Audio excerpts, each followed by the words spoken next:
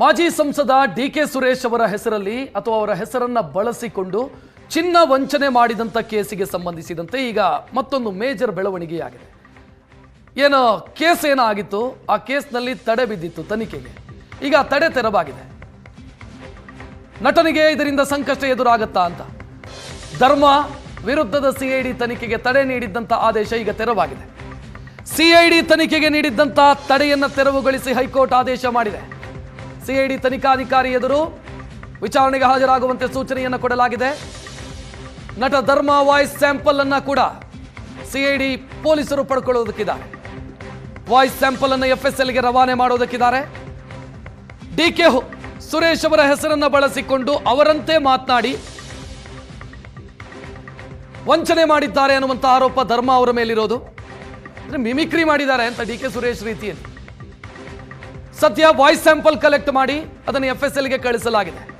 ಒಂದು ವೇಳೆ ಆ ಧ್ವನಿ ಧರ್ಮ ಅವರದ್ದು ಅನ್ನೋದು ಮ್ಯಾಚ್ ಆದರೆ ಸಂಕಷ್ಟ ಶುರುವಾಗುತ್ತೆ. ಐಶ್ವರ್ಯ ಗೌಡ ಡಿ.ಕೆ. ಸುರೇಶ್ ಅವರ ಹೆಸರನ್ನ ಬಳಸಿಕೊಂಡು ನಾನು ಅವರ ಸಹೋದರಿ ಸಂಬಂಧಿ ಅಂತ ಹೇಳಿಕೊಂಡು ಚಿನ್ನದಂಗಡಿ ಮಾಲೀಕರಿಗೆ ವಂಚನೆ ಮಾಡಿದಂಥ ಕೇಸು. ಈ ಸಂದರ್ಭದಲ್ಲಿ ನಟ ಧರ್ಮ ಅವರನ್ನ ಕೂಡ ಐಶ್ವರ್ಯ ಗೌಡ ಈ ವಂಚನೆಯ ಕೇಸ್ನಲ್ಲಿ ಬಳಸಿಕೊಂಡಿದ್ರು.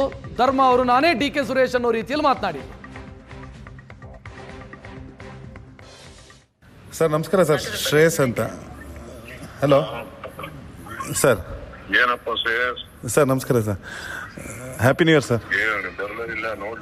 ಸರ್ ಇಲ್ಲ ಸರ್, ಸತತವಾಗಿ 1.5 ತಿಂಗಳು 2 ತಿಂಗಳಿಂದ ನಿಮ್ಮನ್ನ ನೋಡೋದಕ್ಕೆ ಪ್ರಯತ್ನ ಪಡ್ತಾನೆ ಇದ್ದೀನಿ. ಬರಲ್ಲ ಅಂತ ನಾವು ಫ್ರೀ ಇದ್ದಾನೆ ಇರಲ್ಲ ಹಿಂಗೆ ಆಯ್ತಾಯ್ತಲ್ಲ. ಸರ್ ಮತ್ತೆ ಸರ್ ಅದೇ ಏನಿಲ್ಲ ಸರ್, RR ನಗರದ ರೋಡ್ ಬಗ್ಗೆ ಮಾತಾಡೋಣ ಅಂತ ಪ್ರಯತ್ನ ಪಡ್ತಿದ್ದೆ ಅಷ್ಟೇ ಸರ್.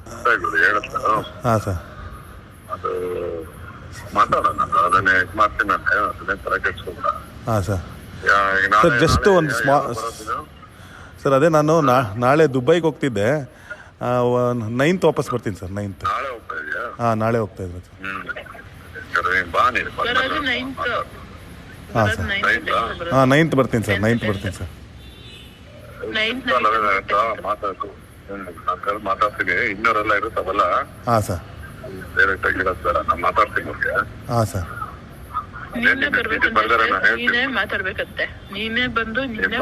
ಸರಿ ಸರ್, ಸರಿ ಸರ್, ಸರಿ ಸರ್.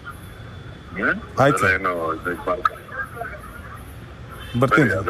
ಇದನ್ನೆಲ್ಲ ಬಂದಾಗ ಬಾ ನೀನು. ಇವಾಗ ಹೋಗೋದು ನಾಳೆನಾ? ಹಾಂ ನಾಳೆ ಹೋಗ್ತಾ ಇದ್ದೀನಿ ಸರ್.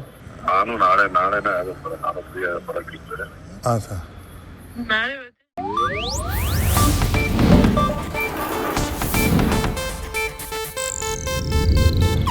ಇದು ಏಷ್ಯಾನೆಟ್ ನ್ಯೂಸ್ ನೆಟ್ವರ್ಕ್ ಪ್ರಸ್ತುತಿ.